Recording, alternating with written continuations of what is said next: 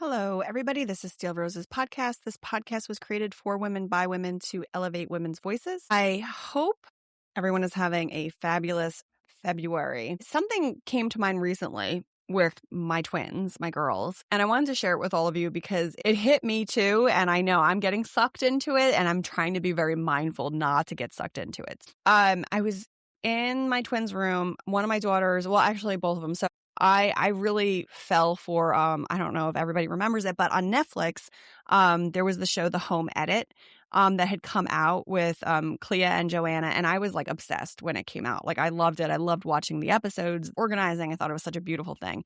And I got really swept up in that. I love it. So my house, well, there's one room that I'm recording in right now that is not organized at all. It looks like a bomb has exploded in here. It's so bad that I'm actually sitting on the floor recording because the desk has been taken over by laundry that I folded. But that's okay because the rest of the house is all good.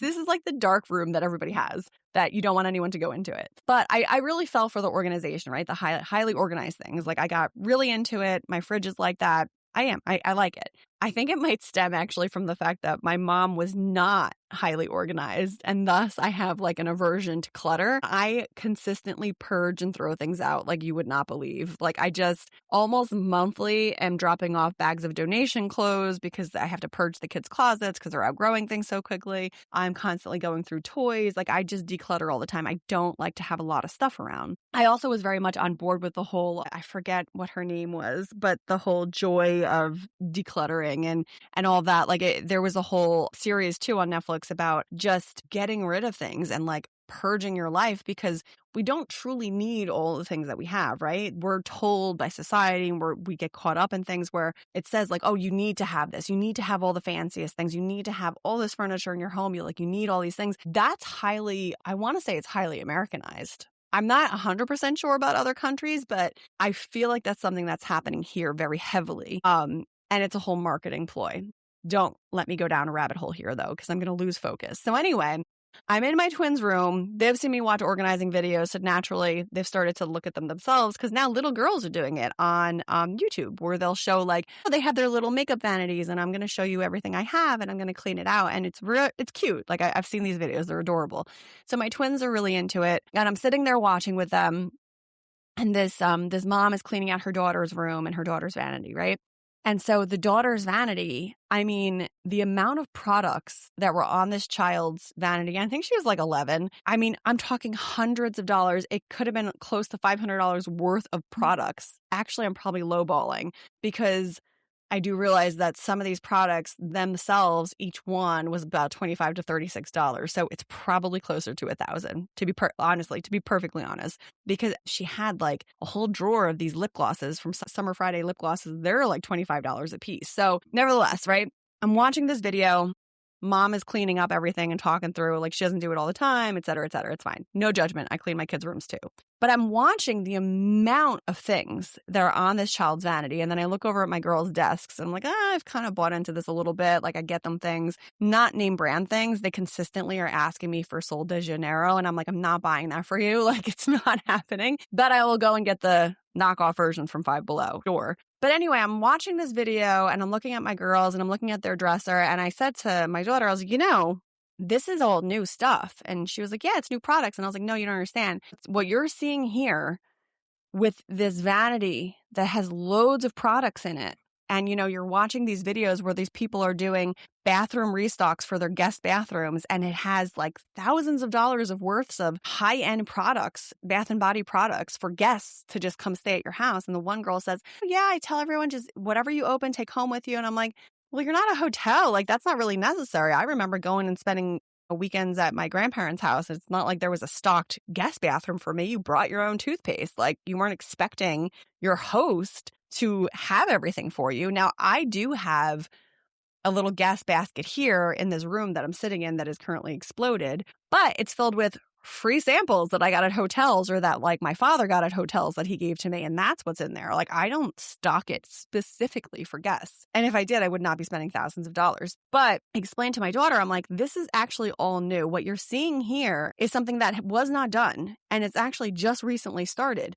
And perhaps some people did do this, right? And perhaps it was people that had money, the really wealthy. Those folks, yes, makes sense. Like they have the money for it. But now we're talking about everyday individuals, everyday mothers, everyday young ladies, middle-class families that are buying into this. Now, I'm not going to say I'm not guilty. I also get caught up in it. One of my daughters showed me a mom that she was actually following, and I kind of fell for it. I was watching all these beautiful little setups and gift baskets and movie nights and things that she was doing for like her 4-year-old or 6-year-old, excuse me.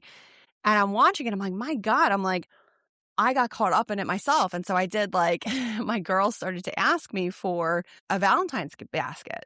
And they're like, oh, look at this mommy does. Like she makes all these really cute baskets. Can you do something for us? And, I love my kids, so I don't mind. But I filled it with products that I'm like, you use these every single day. So I might as well just stock you up and give it to you as a present, quote unquote. But I was explaining to my girls, again, this is not normal.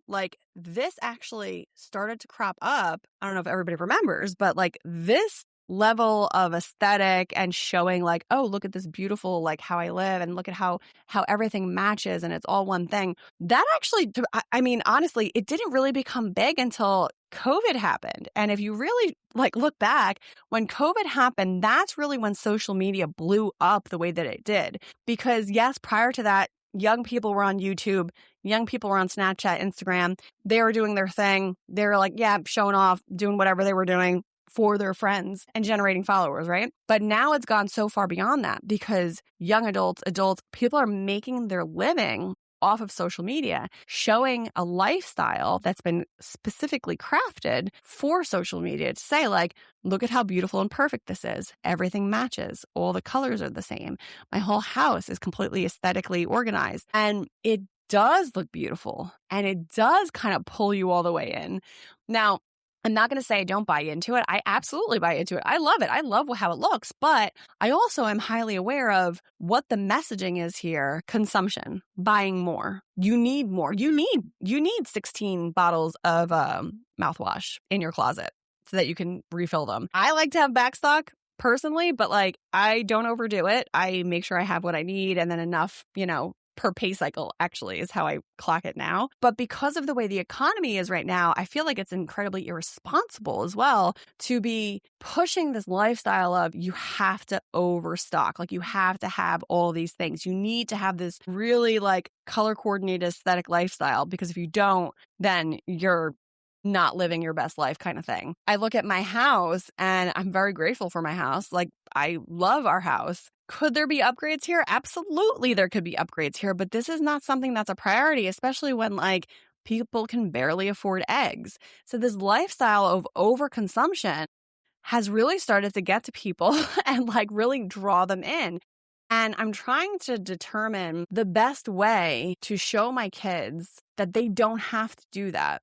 That's just what's on social media. And so I've started to make sure I'm saying it out loud, and I've started to try to set an example of, okay, absolutely, if you want to have this, that's fine, but you could do it this way, or you don't need to have all these things. All you need is what you're using currently. And I've tried to actually start to talk to them about it because I really don't want them to get sucked into having to live this life of again, overconsumption and buying everything that, is put out there. And, even the products that my daughters are asking for, they're asking for products that I don't even buy myself because they're so expensive. But my 8-year-old twins are saying, please, mommy, buy me this $25 lip gloss. It's not happening. I'm not going to do it. Drawing the line in the sand. Because then I say to myself, if I do it now, and I'm getting my 8-year-olds used to this now, well, then what's going to happen when they turn 15, 16? What's going to be special about that birthday? If I give them everything now, what's going to happen then? Are they going to expect mommy to produce a couple of cars? Because that's not happening. It's just kind of you have to really keep your family grounded and keep yourself grounded because it is easy to get caught up. I'm not going to lie. I 100% get caught up in these videos sometimes. And then I pull away and I'm like, oh my God, take a break. We don't really need all these things. So the pin that I saw on Pinterest, which guys, by the way, I did edit my Pinterest account. So now it's actually showing as Steel Roses Women. So you can actually follow me on Pinterest. And if you follow the podcast page or whatever it's called on Pinterest that is under me, you'll actually get to have a preview of topics that I'm focusing in on for the podcast. So quick plug there. But yes, Still Roses Women currently on Pinterest. And I do repost and post things there that I'm thinking about having on the podcast. So this one is a post that I saw that I'm just going to read through. And this is actually what spurred me wanting to talk to you guys about this today. Not having cable is normal. Not buying hauls weekly is normal. Buying drugstore makeup is normal. Not having the latest iPhone is normal. Repeating your outfits is normal. Driving your old paid off car is normal. Using mismatched plates and cups is normal. Living in an unaesthetic home is normal. Cooking in an unaesthetic kitchen is normal. Having mismatched furniture is also normal. Normalize underconsumption. Normalize living a normal life. Remember, social media is not real life. And that's the big thing. That's the big takeaway. We are so ingrained on our phones. Now, not me as much as like everybody else, because I don't have social media on my phone and I don't have personal accounts on social media. There, I don't get as sucked in, but Pinterest, YouTube, I do follow things there. It is highly easy to just get drawn into this aesthetic. Oh, I should be living this life. I should be going on all these vacations. My home is ugly if it's not this. I should have all these things. Should is a dirty word. It's not needed. You need it to survive. This is kind of where I'm going and gearing towards. And I'm trying to remember this as I live my life because I want to make sure my children have this example of well-balanced. What is needed, but you do not need to overconsume and waste all your money. I'm reminded of, I had seen at some point, there was a post and it showed, it talked about you have the person who is driving their paid off vehicle and it's not the current model and it's not all flashy, but it's paid off. And then you have the person who has the modest home. It's not this most beautiful blown out home, but it's paid off.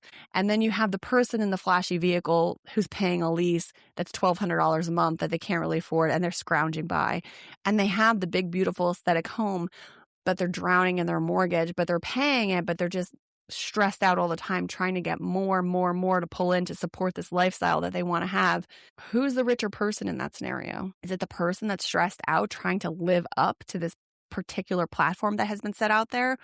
Or is it the person who's remaining modest, that has money in the bank, that can sleep at night knowing my life is paid for, my life is supported by what I currently live, and I can do whatever I want because I don't have all this debt hanging over my head? That's really the big thing. We're really being pushed into debt more and more with what's being put out there on social media, and it's not real, and we shouldn't be doing it, and yet we're over-consuming anyway.